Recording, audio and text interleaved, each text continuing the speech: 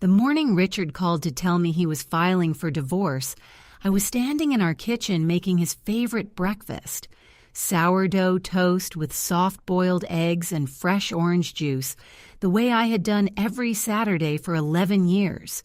He had been dean of the Faculty of Economics for exactly 4 days.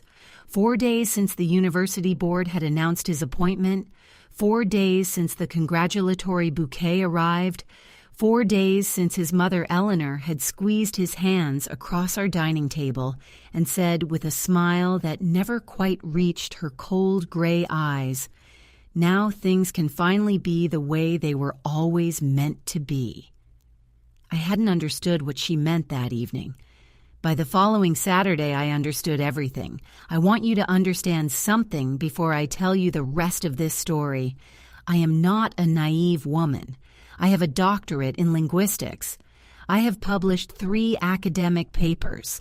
I have managed a household, co-signed a mortgage, and supported a man through 15 years of professional struggle. From adjunct lecturer to senior professor to, finally, dean. I did not stumble into that kitchen like a woman who had never considered that marriages break.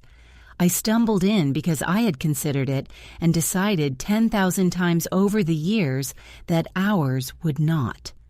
That was the error that cost me everything, not trusting him, trusting the version of him I had built in my head, stone by careful stone, for over a decade.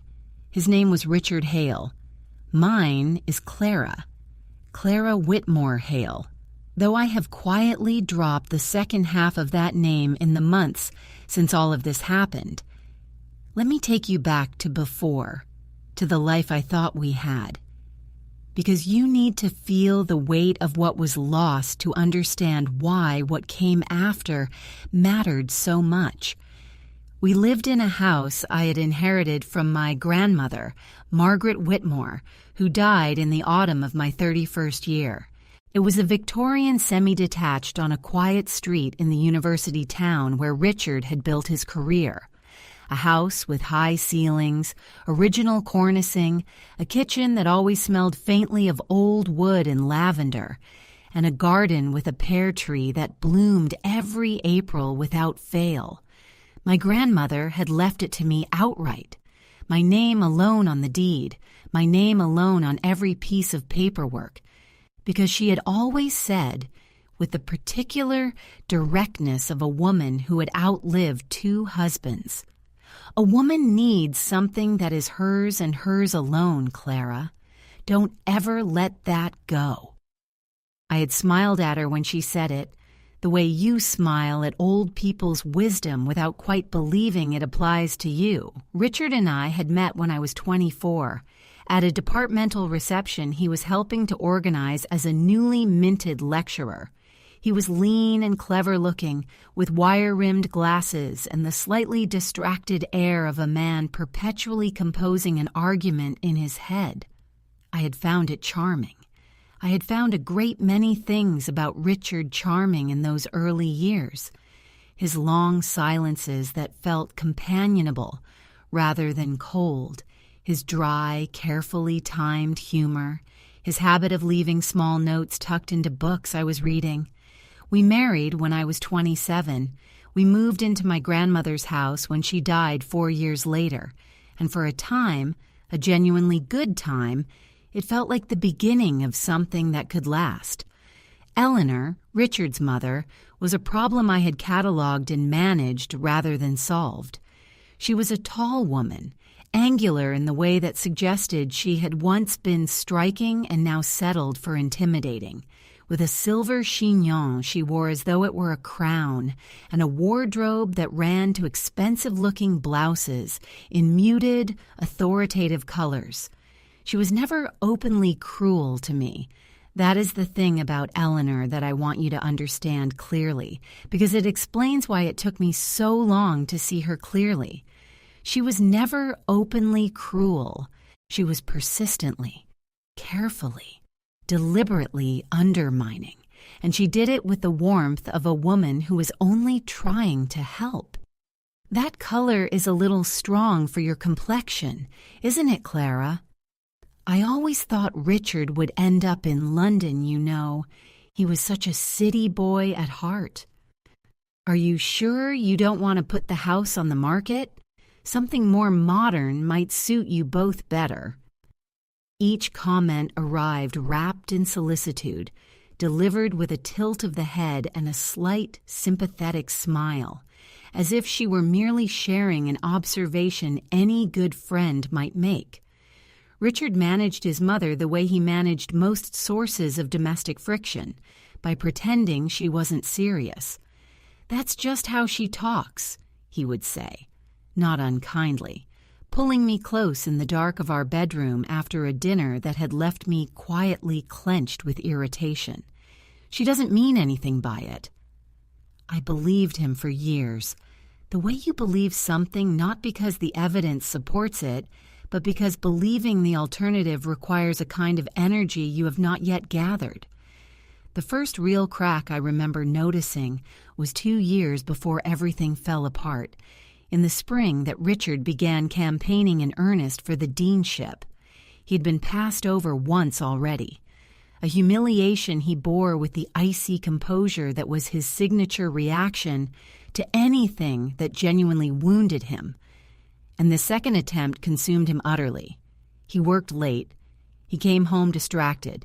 He sat at the kitchen table long after dinner with papers spread around him and the particular silence of a man rehearsing conversations in his head.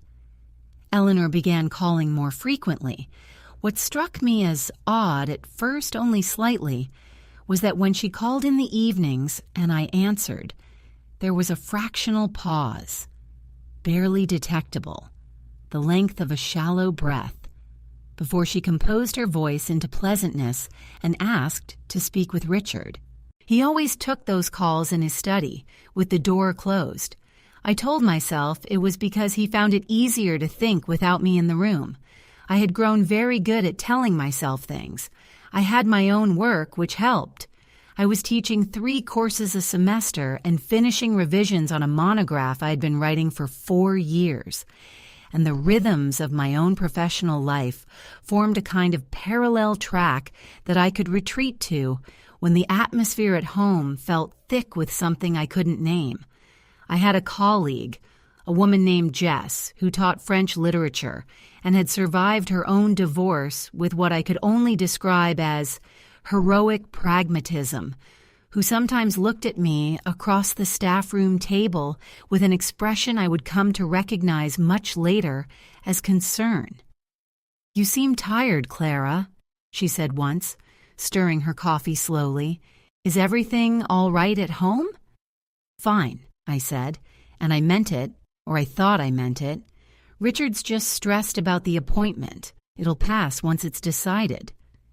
Jess looked at me for a moment with those steady brown eyes of hers, and then she nodded and changed the subject, and I was grateful for it. The appointment was confirmed on a Thursday in October.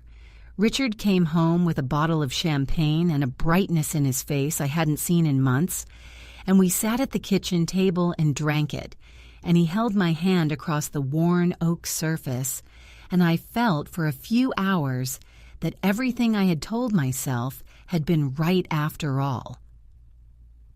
Eleanor came for dinner the following Sunday, bringing a box of expensive chocolates and wearing one of her authoritative blouses in dove gray, and she kissed Richard's cheek and said, "I always knew," with a satisfaction so deep it seemed almost territorial. She hugged me briefly, the kind of hug that communicates the minimum required warmth, and said, "You must be so proud, Clara." And I said that I was, and I did not yet know that by the time I was drinking that champagne, the papers had already been drawn up, the plan had already been set in motion, and the man I had loved for 15 years had already decided that the version of his life he wanted from that point forward did not include me in it. The signs came in the days that followed, and I saw them the way you see the symptoms of an illness you are convinced you don't have, with the eyes of someone determined to find another explanation. It started with the finances. Richard had always been meticulous about money in an academic way, careful, slightly tight, more focused on security than comfort. But in the week after his appointment, he began asking questions that struck a different note entirely.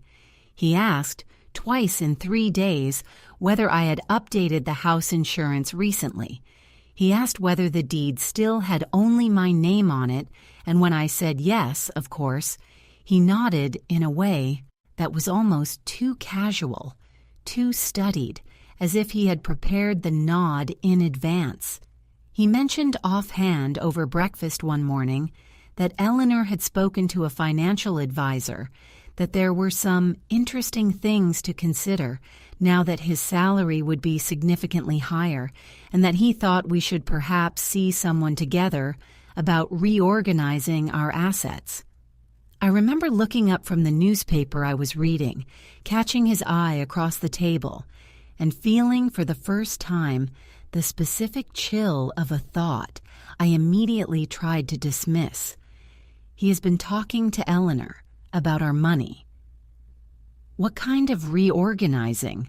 I asked, keeping my voice light, the way you keep your voice light when you are afraid that the weight of the real question will cause something to collapse.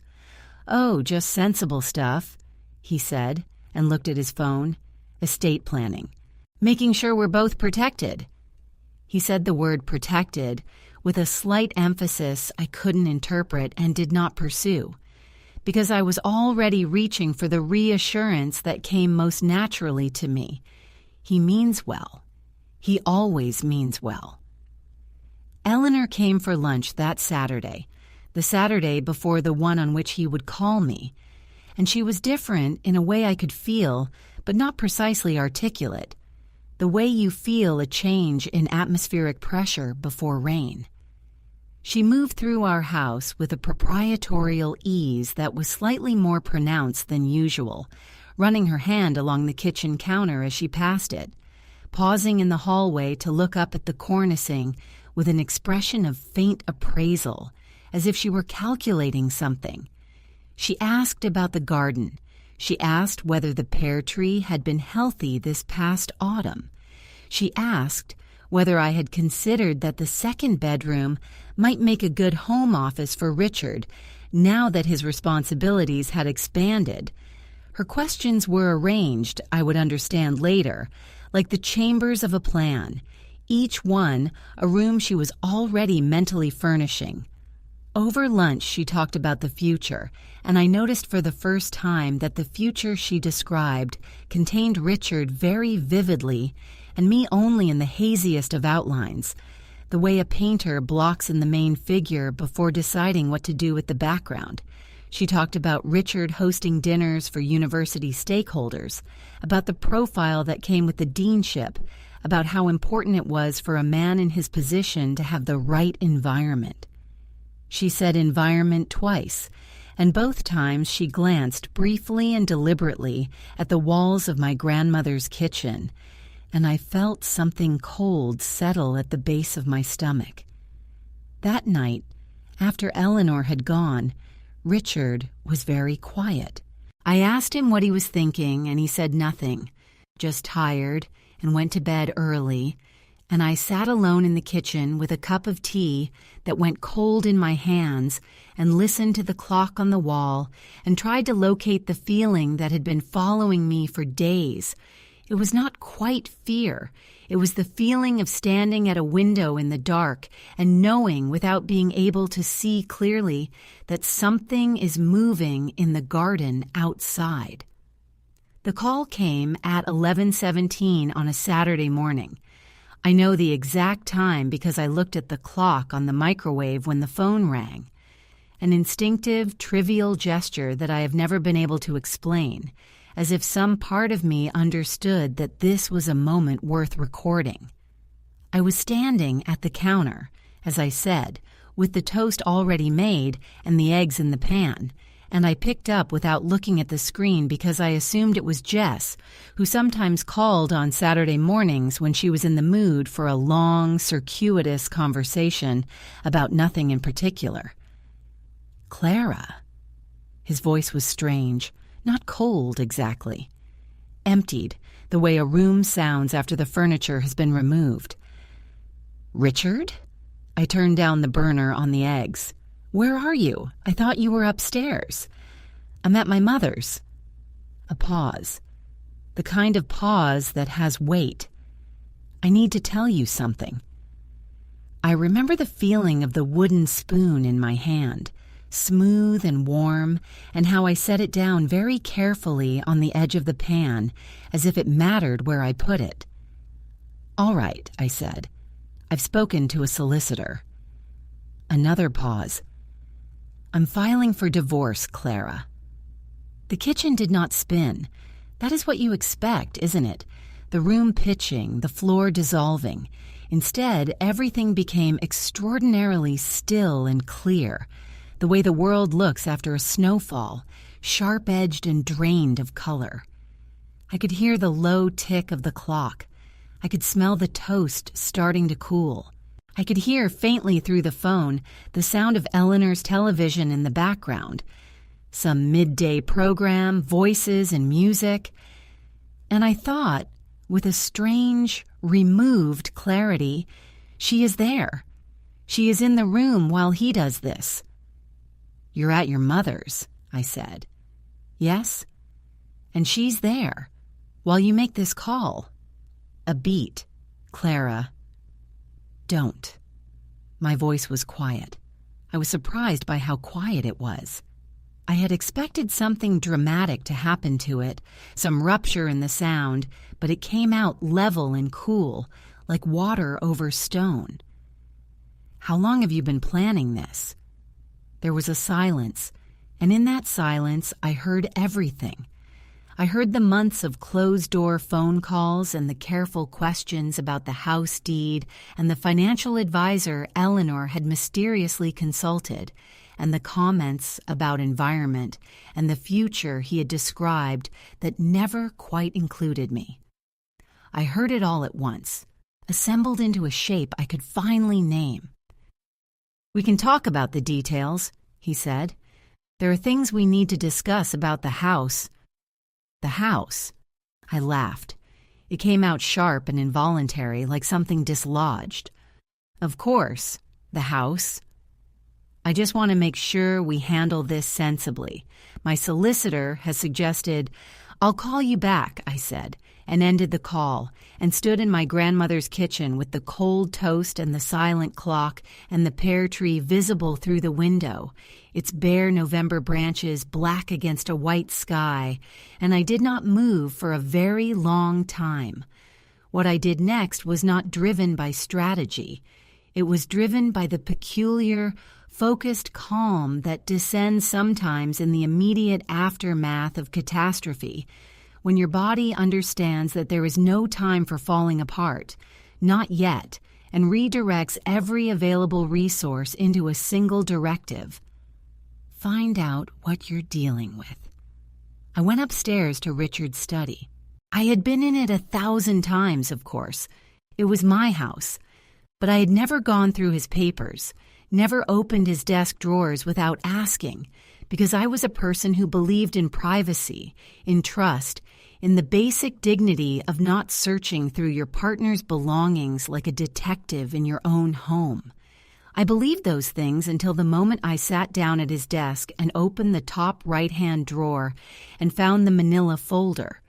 It was labeled, in Richard's precise, slightly cramped handwriting, with 2 words, Financial Review. I opened it and my hands were steady. I want to be clear about that. My hands were steady. I was not shaking yet. That came later. Inside the folder there were 3 documents. The first was a printed email between Richard and a man named Colin Ashby, solicitor, dated 6 weeks earlier. 6 weeks, I kept thinking, before the deanship was even formally confirmed, in which Richard outlined what he described as asset situation regarding primary residence and asked for advice on spousal rights in the context of inherited property. The second document was a one-page summary from Colin Ashby's office setting out, in clean numbered paragraphs, the legal position regarding property owned solely by one spouse, prior to and during marriage. The third was a handwritten list, in Eleanor's handwriting. I knew it immediately, that assertive, backward-slanting script she used for birthday cards and Christmas labels, that itemized in 5 bullet points what she called the desired outcomes. The first was, Richard retains occupancy of Whitmore property. The second was, Clara relinquishes claim in exchange for financial settlement, negotiable, minimum offered. The third, and the one that stopped my breathing entirely for several seconds, read simply, timing. Post-appointment. Pre any changes to deed. Post-appointment. Pre any changes to deed. They had planned the timing around his promotion. They had waited until he had the salary, the status, the institutional weight of the deanship, and they had moved before I could take any legal steps to further secure what was already mine. They had been watching the clock while I had been making toast. I sat at his desk for a long time after that. I read all 3 documents twice. Then I read Eleanor's list a third time, slowly, one item at a time, and I thought about the Sunday dinner after the appointment, and Eleanor saying, I always knew, and the way she had run her hand along the kitchen counter the last time she visited, and the questions about the pear tree. And I understood that she had been walking through this house for the past month the way someone walks through a house they are about to acquire. The nausea hit me in a single vertiginous wave. I pressed the back of my hand to my mouth and breathed through it steadily, the way my grandmother had taught me to deal with panic. Slow breath in, hold it, slow breath out. And I thought of my grandmother who had left me this house and said a woman needs something that is hers and hers alone. And something shifted inside me. Not anger, not yet. Something colder. Something that locked. I photographed all 3 documents with my phone. Then I replaced them exactly as I had found them, closed the drawer, and walked downstairs. I called Jess. She answered on the second ring, and I said, I need you to come over. And something in my voice must have reached her, because she didn't ask questions. She just said, 15 minutes, and hung up. She arrived in 12. She came through the door and took one look at my face and said, sit down. And I sat, and I told her everything. The call, the study, the folder, the list. And she listened without interrupting, which was one of Jess's great gifts. She could hold very large pieces of information very still while she thought about them. When I finished, she was quiet for a moment. Then she said, do you know a solicitor? Not personally.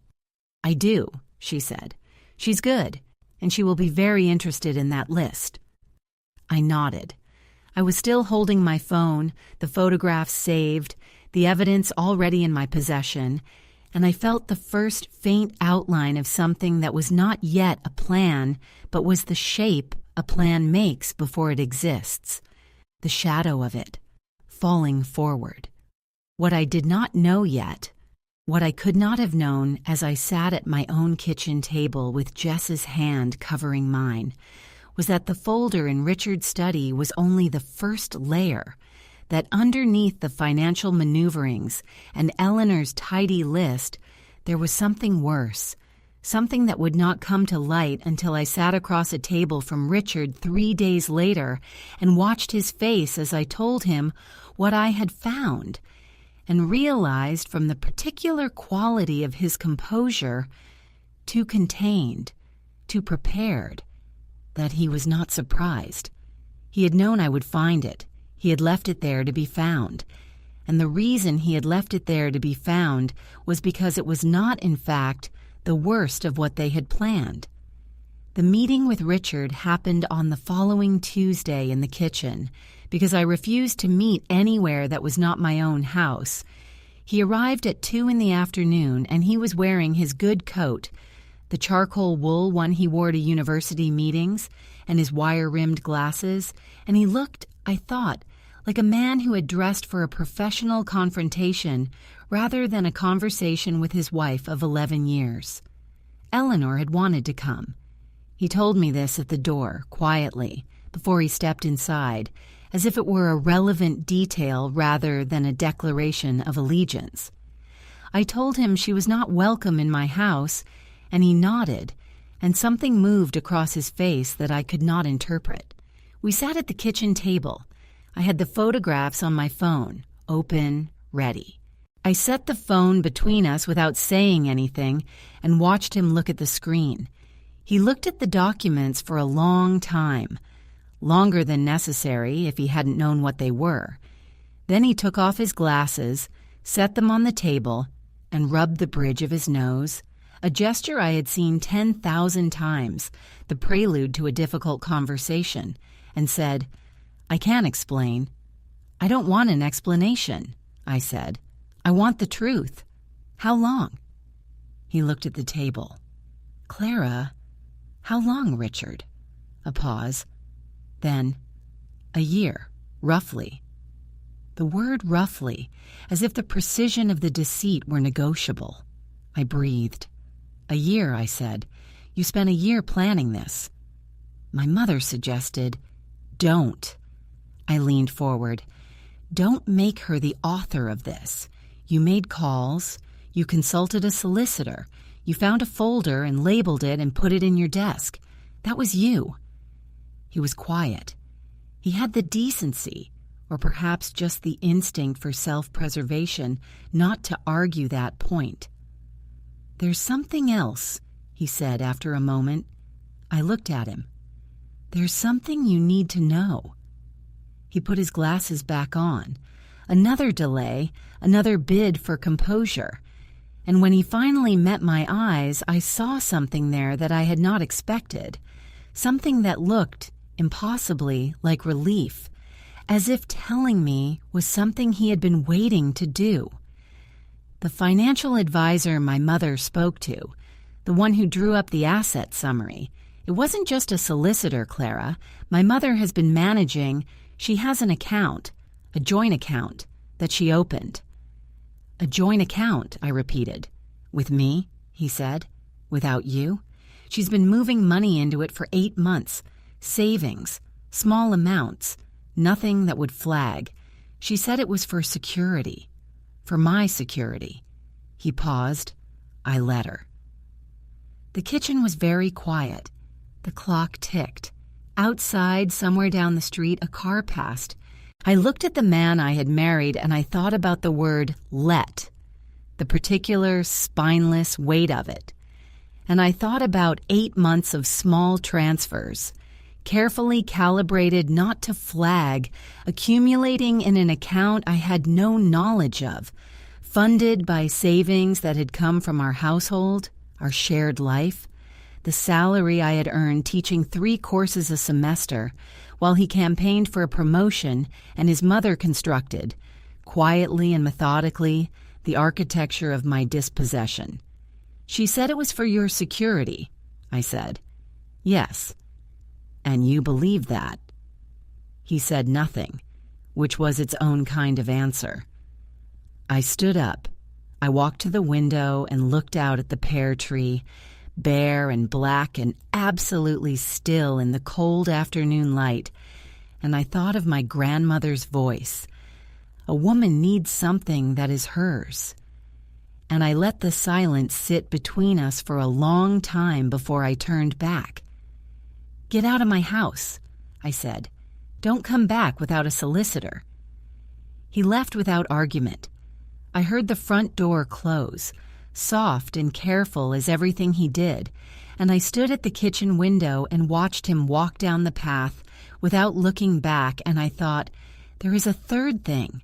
I don't know what it is yet, but there is a third thing, and Eleanor knows what it is, and I am going to find out. The third thing came from Eleanor herself. That, I think, is the detail that still surprises me most when I turn it over in my mind. Not that there was a third layer to the plan, but that she was the one who revealed it, voluntarily, because she was so certain that I had already lost that she did not bother to conceal it. She called me on the Thursday after Richard's visit. I was in my office at the university, a small, book-cluttered room on the third floor of the Humanities building, and her name on my screen gave me the same sensation as a cold hand pressed to the back of the neck. I answered, because by that point I had learned to answer every call from either of them. You gather information the way you gather wood before a long winter, systematically, without sentiment. Clara. Her voice was warm in the way that expensive things are warm. Designed, produced, not organic. I think we should talk, woman to woman, without Richard. She paused. I think I owe you an explanation. I said nothing, which she took for agreement. We met at a coffee house near the university, one of those well-lit, neutral places that belong to no one. Eleanor arrived 3 minutes early, which I noted, and she was wearing a camel coat and her silver chignon, and the expression of a woman who has already composed the conversation she's about to have. She had a flat white in front of her. She had ordered one for me as well, which told me everything about how she imagined this meeting would unfold. She waited until I sat. Then she folded her hands on the table, those long, ring-adorned hands, and said, I want you to know that none of this is personal, Clara. This is about Richard's future, his professional standing, the kind of life a man in his position deserves. The kind of life, I repeated. He has worked very hard, she said, with the patience of a woman explaining something simple to someone slow. And the house, your grandmother's house, it's a beautiful home.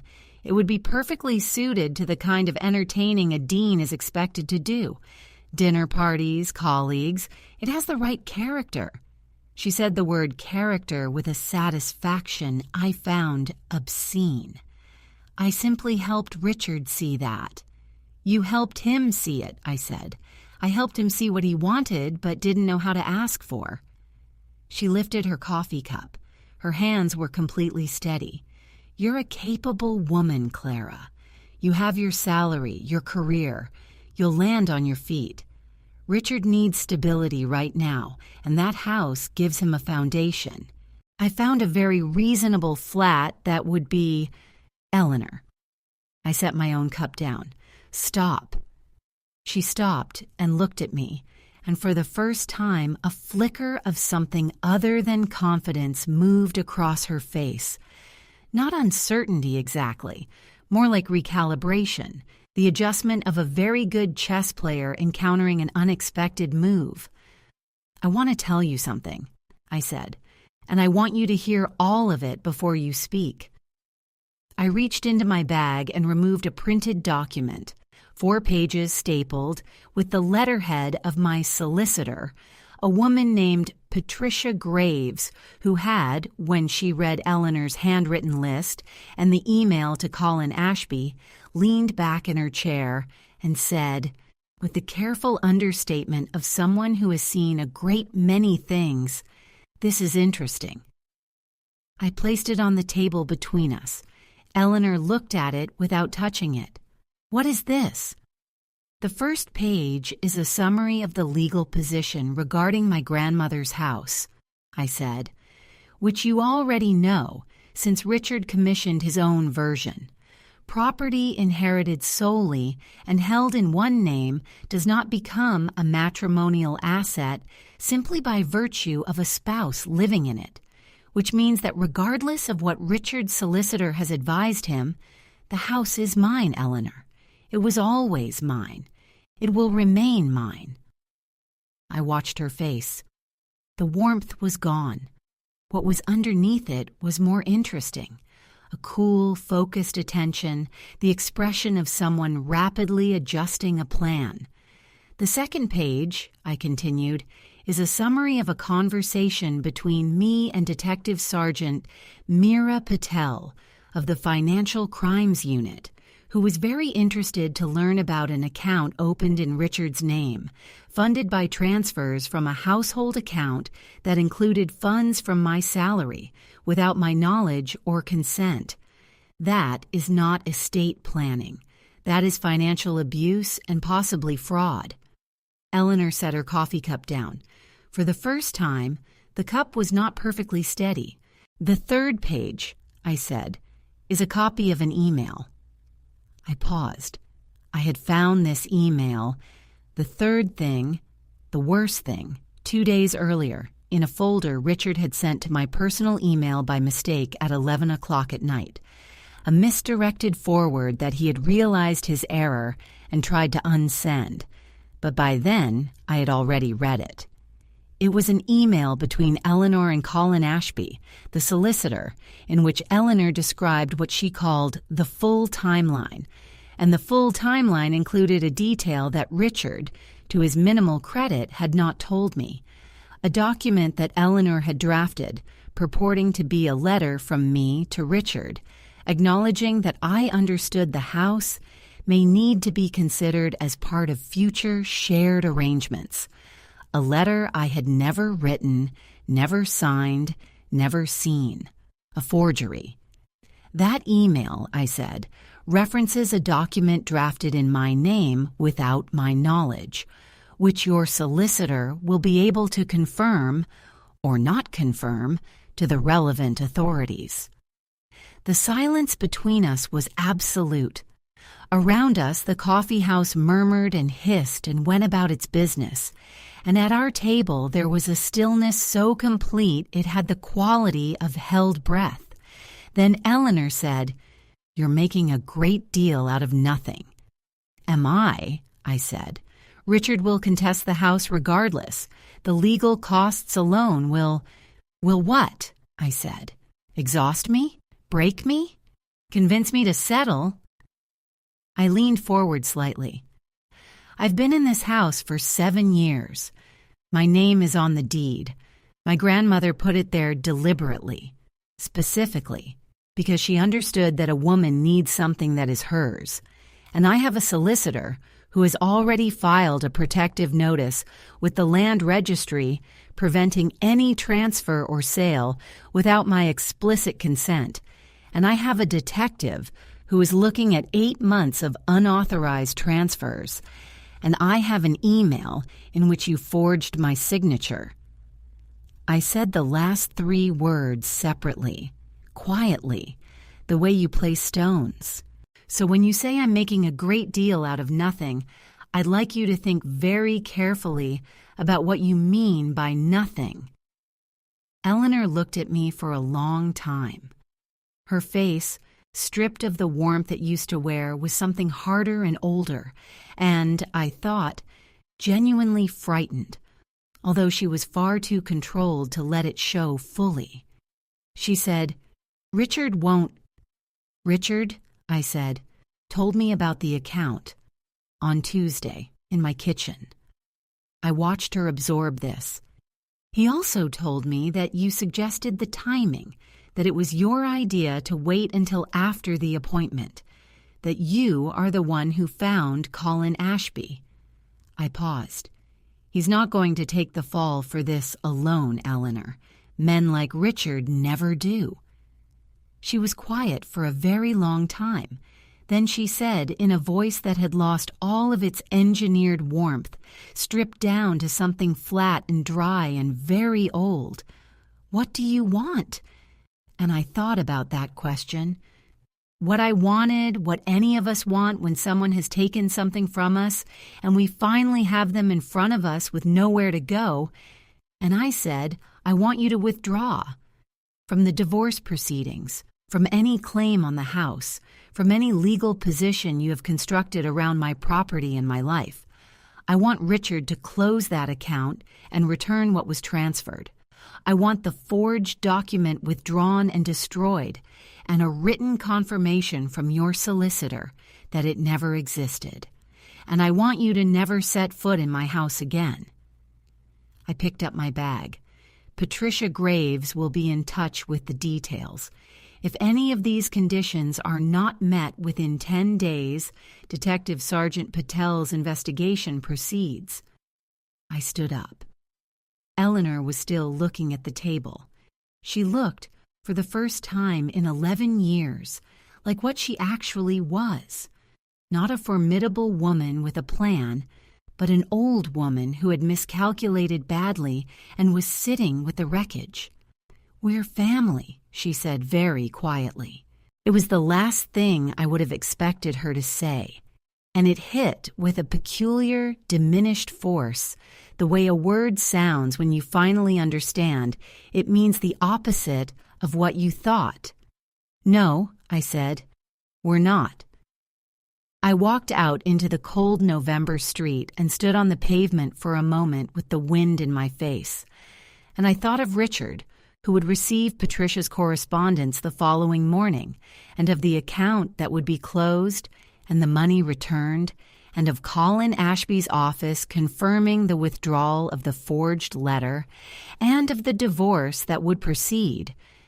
Because it would proceed, I had no illusions about that.